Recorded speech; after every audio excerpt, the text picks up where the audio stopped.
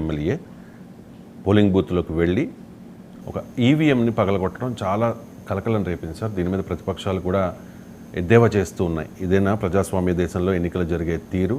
ఇంత అరాచకం చేస్తారా? పోలింగ్ సెంటర్లోకి వెళ్ళి ఈవీఎంని పగలగొట్టారంటే అసలు ఏ రకంగా అర్థం చేసుకోవాలి వాళ్ళ ఇది అని చెప్పి మనం విజువల్లో క్లియర్గా చూస్తూ ఉన్నాం సార్. టీడీపీ కార్యకర్తలు కొంతమంది అడ్డుకునే ప్రయత్నం చేస్తే వాళ్ళ మీద కూడా దాడికి దిగిన పరిస్థితి.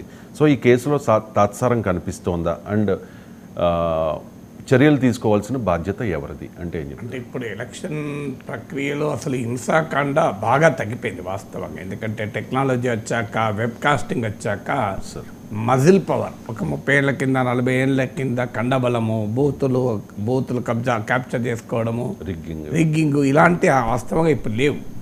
అయినా కూడా ఇది వచ్చింది అంటే ఎంత దుర్మార్గమో మనం అర్థం చేసుకోవాలి.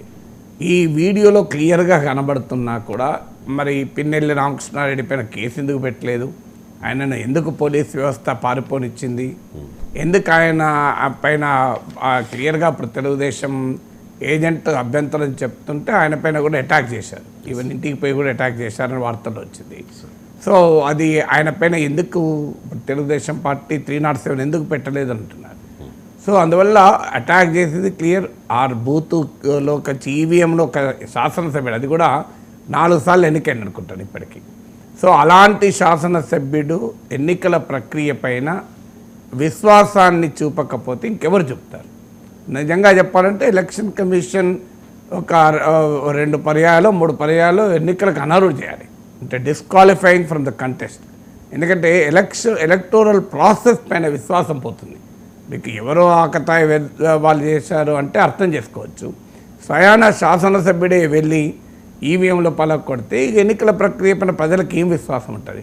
అందువల్ల చాలా కఠినమైన చర్యలు ఎన్నికల కమిషన్ ఇప్పటికే తీసుకోవాల్సిందే. ఇప్పుడు ఎన్నికల కమిషన్ చేతిలోనే అధికారులంతా ఉన్నారు, ఈవెన్ ఎలక్షన్స్కు ముందు కూడా.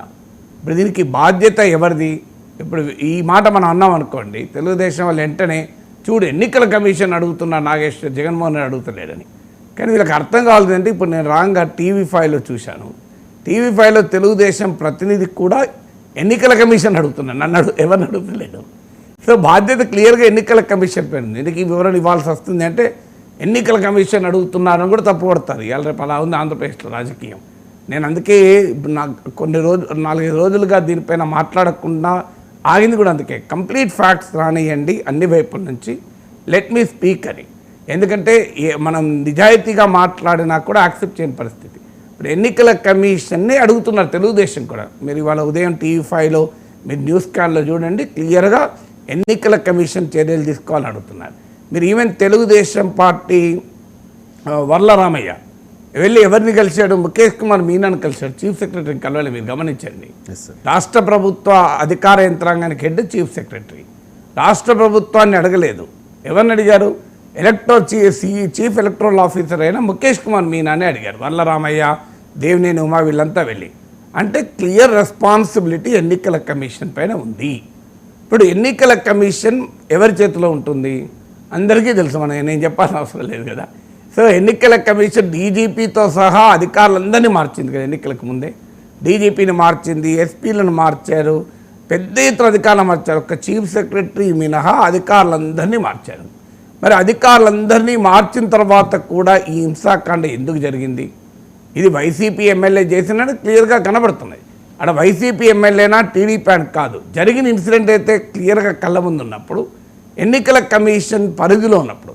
సో జగన్మోహన్ రెడ్డి కింద పనిచేసే పోలీసులు ఎలాగో చర్యలు తీసుకోరు, నేను దాంట్లో అనుమానం ఏం లేదు. మరి నా క్వశ్చన్ ఏంటంటే ఎన్నికల కమిషన్ పరిధిలో ఉన్న పోలీస్ యంత్రాంగం, అధికార యంత్రాంగం ఎందుకని దీనిపైన తాత్సారం చేసింది? ఎందుకు అరెస్ట్ లేట్ చేశారు? ఎందుకు తెలుగుదేశం ప్రతినిధి వర్గం వెళ్ళి రిప్రజెంట్ చేసేంత వరకు కేసులో గుర్తు తెలియని వ్యక్తులను పెట్టారు?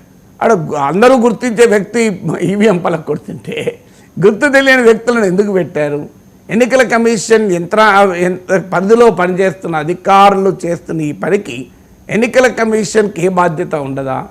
ఈ ప్రశ్నలు ఎందుకు ఎన్నికల కమిషన్ అడగాలి కదా? అడుగుతున్నది కదా, తెలుగుదేశం అడుగుతున్నది కదా.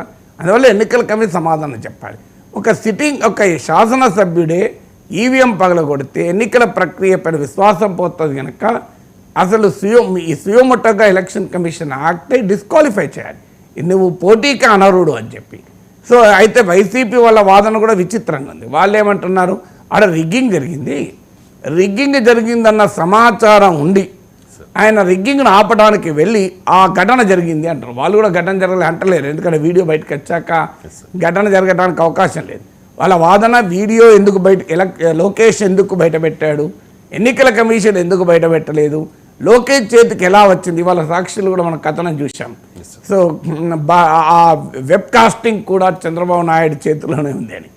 బట్ ఆ వీడియో లోకేష్కు ఎందుకు ముందొచ్చిందా, ఎన్నికల కమిషన్కి ముందొచ్చిందా, అది సెకండరీ. ఎందుకంటే మెటీరియల్ కేసుకు సంబంధం లేదు కదా. కేసు ఏంటి, పిన్నెల్లి రామకృష్ణారెడ్డి ఈవీఎంను పగలగొట్టాడు, అది కేసు కదా. ఆ కేసును పక్కన పెట్టి లోకేష్ ఎందుకు బయట పెట్టాడు అది తర్వాత చూద్దాం. ముందు వీడియో ఎట్లా లీక్ అయింది అనేది. వీడియో లీక్ అనేది కేసు కాదు, కేసు అనేది ఈవీఎం పగలగొట్టడు. సో అందువల్ల వైసీపీ మొదటి డిఫెన్స్ అది, ఈ వీడియో లోకేష్ చేతికి ఎట్లా వచ్చిందని. రెండవ డిఫెన్స్ ఏంటంటే రిగ్గింగ్ జరిగింది. రిగ్గింగ్ జరిగితే వెళ్ళి ఎమ్మెల్యే ఈవీఎంలు పగలగొడతాడా? సో రిగ్గింగ్ జరిగితే నేను ఈవీఎంలు పగలగొడతా అంటే అది ఎక్కడ కరెక్ట్? రిగ్గింగ్ జరిగితే రీపోలింగ్ అడగాలి, రిగ్గింగ్ జరిగితే వెళ్ళి ప్రొటెస్ట్ చేయాలి, ఎన్నికల కమిషన్కి వెళ్ళాలి. రిగ్గింగ్ జరిగితే అభ్యంతరం చెప్పే ప్రక్రియ వేరు కదా. సో రిగ్గింగ్ జరిగిందని చెప్పి నేను ఈవీఎంలో పగలగొడతా అంటే అసలు అది ఏ రకంగా రాజకీయ డిఫెన్స్ అవుతుంది అనేది వైసీపీ చెప్పాలి. ఇక ఎన్నికల కమిషన్ సంగతి ఏంటి? ఇప్పుడు ఈ మొత్తం ప్రక్రియలో ఫస్ట్ కేసు పెట్టలేదు, గుర్తు తెలియని వ్యక్తులు ఉన్నారు. తర్వాత వీడియో బయటకు వచ్చింది, వీడియో బయటకు వచ్చిన తర్వాత కేసు పెట్టారు. సో ఈ తాత్సారానికి